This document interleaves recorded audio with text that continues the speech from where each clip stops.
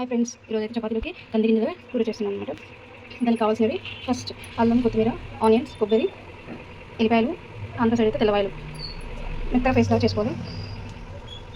ఇలా అయితే మనం పేస్ట్ చేస్తున్నాం కదా, ఆ పేస్ట్ అనేది కింద దీన్ని కూడా మగ్గన చేసేయండి.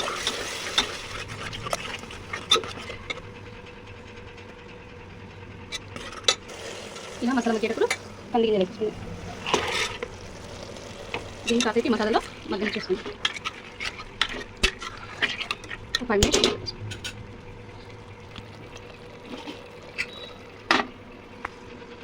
ఎన్ని తర్వాత ఫ్రెండ్స్ నేను సిమ్లో పెట్టినాను. దీంట్లో కారం ఫస్ట్ చెప్పడం మర్చిపోయినండి. స్పైసీనెస్ తగ్గట్టు కారం, ధనియాల పొడి,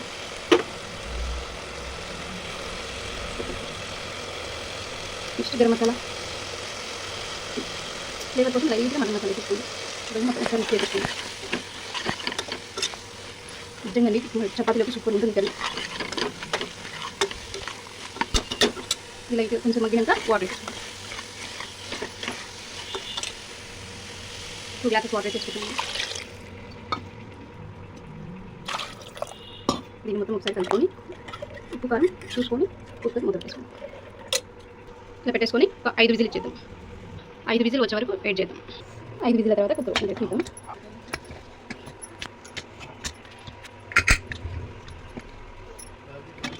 చూడండి ఎంత కలర్ఫుల్గా ఉందో.